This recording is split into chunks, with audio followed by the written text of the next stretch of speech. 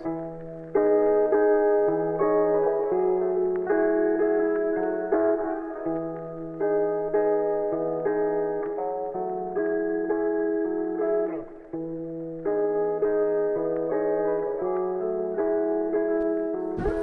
sir, crankset upgrade ang ating gagawin today. At syempre, atin na ring i-review kung maganda nga ba itong Zenix PR2. Kaya, umpisahan na natin ang unboxing.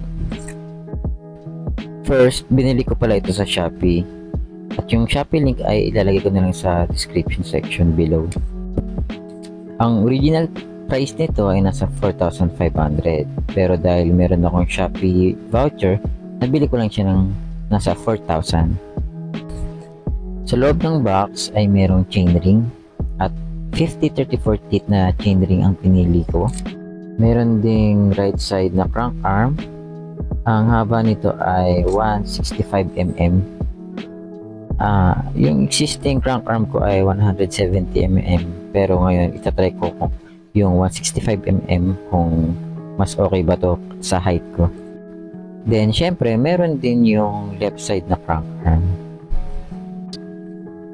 At yung huling kasama sa box ay yung Halotech na bottom bracket.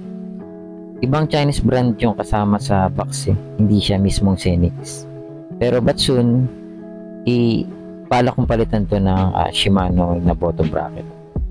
Ang size pala nito na swak sa Sunpit Triton is BSA 68 Dub or DUV.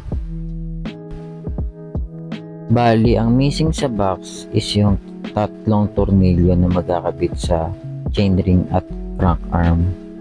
Bali dito, ang ginawa ko, ako na lang nag-provide ng tatlong tornilyo. Madali lang din naman siyang hanapin. Ang nagustuhan ko dito is yung itsura ng crank arm. Para siyang SRAM na crank arm eh. Pero yung silver na color sa chainring medyo hindi ko trip eh. Bala ko pinturahan yan kapag medyo luma na, tignan. Pero overall looks, ang ganda na itsura. Napakaangas. Bago natin ikabit, timbangin muna natin yung dalawang crankset para malaman natin yung weight difference nila. Unahin nating timbangin yung lumang crankset. Kapag hindi kasama yung BB, ang timbang niya is 1,000 grams. Kapag sinama natin yung BB, ang total is 1,294 grams. Yung bagong crankset naman, ang timbang niya kapag hindi kasama yung bottom bracket ay around 753 grams. Kapag bottom bracket lang, ang timbang ng bottom bracket ay 87 grams. At kapag pinagsama naman natin yung crankset at ng bottom bracket, ang total na timbang is 840 grams. Medyo malaki yung difference ng timbang nilang dalawa. At kung i-compare mo naman yung Zenix PR2 sa Shimano products, ang close niyang timbang ay yung Shimano 105 na crankset. Meron akong separate video na tinanggal ko yung existing bottom bracket ko at pinalitan ko ng bottom bracket na Halotech. Panoorin nyo na lang yun. Ilalagay ko yung link sa description below.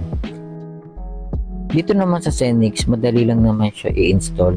Lagyan mo lang ng onting grasa, then kailangan mo ng malaking Allen wrench. Ayun, ikot-ikutin mo lang. Ganun lang kadali. Tapos na agad. At ito na ang itsura niya after ma-install. Napakaangas.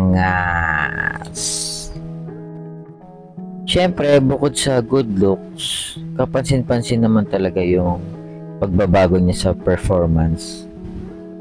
Yung pagpedal niya ay gumaan dahil nagpalit tayo ng Halotech from square taper na bottom bracket. At bukod doon, yung weight ng mismong bike ay gumaan din dahil ang laki ng pagbabago ng weight niya dahil sa mismong buong crankset.